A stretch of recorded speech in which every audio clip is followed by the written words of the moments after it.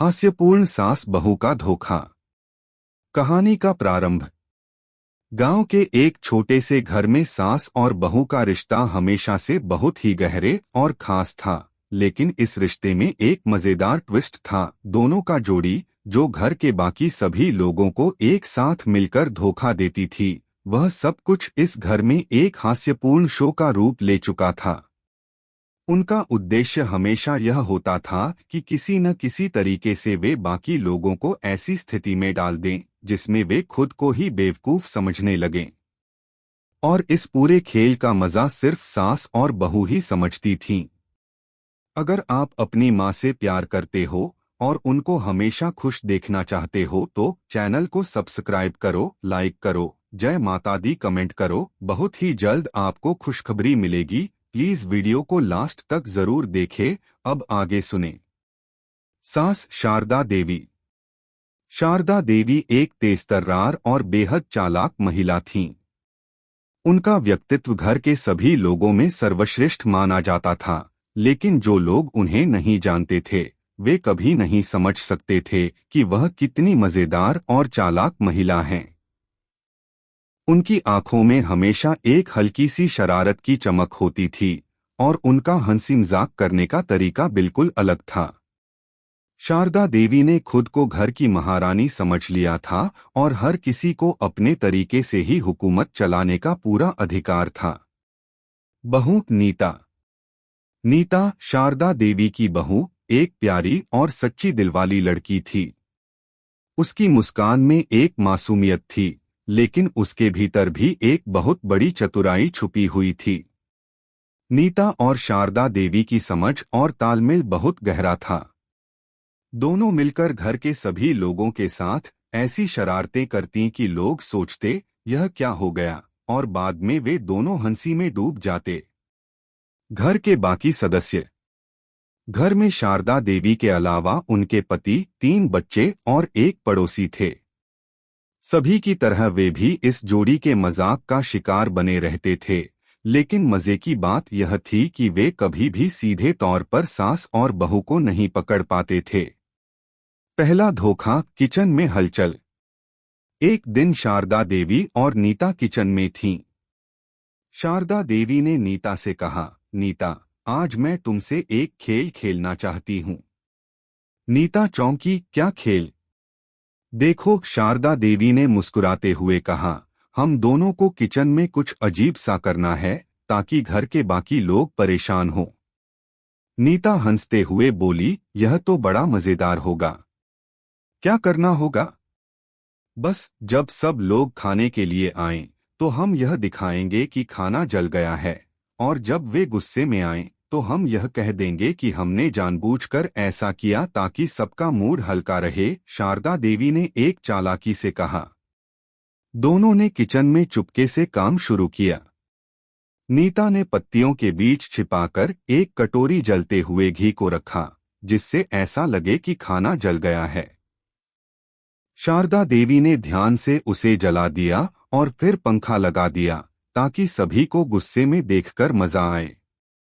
जब घर के लोग खाना खाने आए तो शारदा देवी ने चिल्लाकर कहा, अरे, यह क्या हुआ? खाना जल गया।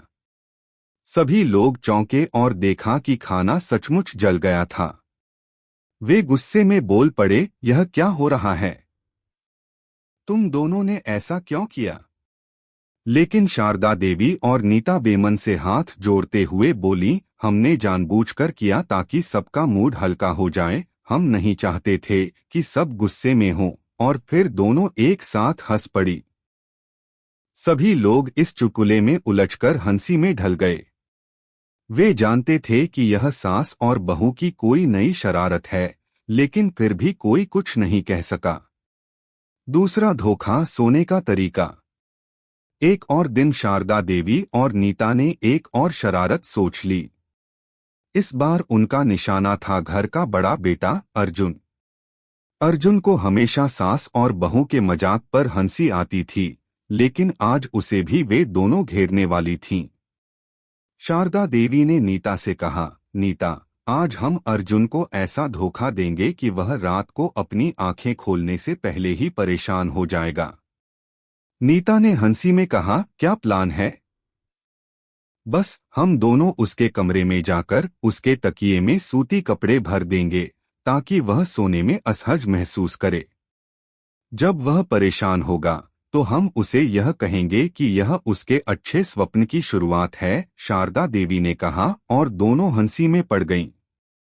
रात को शारदा देवी और नीता चुपके से अर्जुन के कमरे में घुस गईं और उसके तकिए में सूती कपड़े भर दिए।